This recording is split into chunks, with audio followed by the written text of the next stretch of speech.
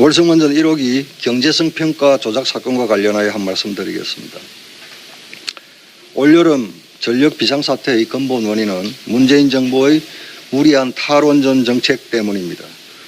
문재인 정부가 탈원전 정책의 명분을 쌓기 위해 자행한 일 중 대표적 사례가 월성원전 1호기 경제성 평가 조작 사건입니다. 2018년 4월 문재인 대통령이 청와대 참모진에게 월성 1호기 연구 가동 중단은 언제 결정할 계획이냐는 질문을 던지자마자 당시 산업통상자원부와 한수원이 일사천리로 경제성 조작에 나선 것입니다.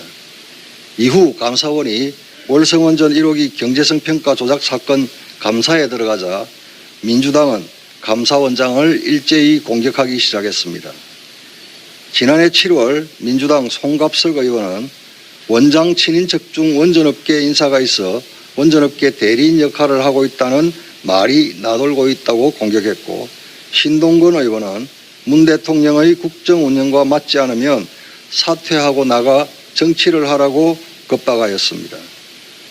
산자부 공무원들은 한술 더 떠 감사원 감사 대책회의까지 열고 다른 직원들의 눈을 피해 심야에 사무실에 들어가 컴퓨터 등에 저장된 월성 1호기 조기 폐쇄 관련 자료와 청와대 보고자료 등 444개 파일을 조직적으로 삭제하는 일까지 벌였습니다. 이번 사건의 핵심 인물이 바로 백운규 전 장관과 최희봉 전 청와대 산업정책비서관, 정재훈 한수원 사장입니다. 지난 6월 24일 열린 대전지검 부장검사회의에서는 이들 3명을 직권남용 혐의로 기소하고 특히 백 전 장관과 정 사장에게는 업무상 배임 혐의를 적용해야 한다는 결론을 만장일치로 도출했습니다.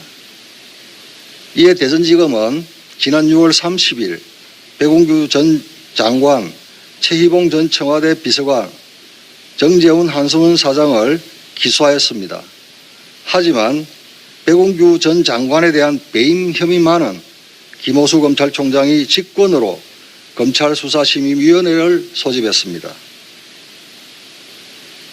대검은 수사심의위원회에 참여할 출석위원 15명조차 현재 선정하지 않고 있습니다. 수사심의위원회 소집 의지가 전혀 없는 상황입니다. 대검은 수사심의위원회 진행 경과 등을 묻는 저희 자료 요구에도 묵묵부답입니다. 최근 수사심의위원회 개최 사례를 보면 이성윤 고검장의 김학의 불법 출금 사건은 소집 결정 11일 만에, 한동훈 검사장의 채널A 사건은 11일 만에, 이재용 부회장의 사건은 15일 만에 개최한 바가 있습니다. 하지만 백운규 전 장관 배임 혐의 건은 김호수 검찰총장이 직권으로 위원회를 소집했음에도 23일째 감감무소식입니다. 탈원전 정책을 고집하는 문재인 정부의 보이지 않는 손이 움직이고 있는 것으로 의심됩니다. 법무부가 대전지검 수사팀 지휘부를 인사로 공중분해시켜놓고 친정권 검사인 문홍성 검사장이 이끄는 대검 반부패 강력부가 대전지검 수사팀의 배임 혐의 주장에 맞설 논리를 마련하기 위해 고의로 시간을 끌고 있는 것은 아닌지 의문을 가지지 않을 수 없습니다.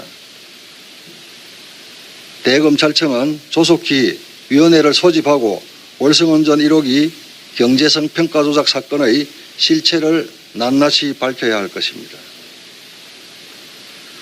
청와대의 공수처 수사 방해와 관련하여 한 말씀 드리겠습니다.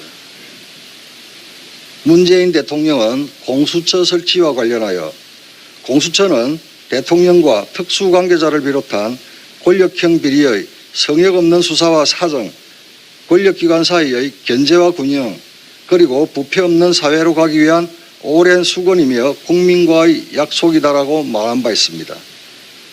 그러나 지난 20일 공수처가 윤중천 면담보고서 왜곡 및 유출 의혹을 받고 있는 이광철 민정비서관의 청와대 사무실에 대한 압수수색을 시도하자 청와대는 이를 거부하고 비협조로 일관하였습니다.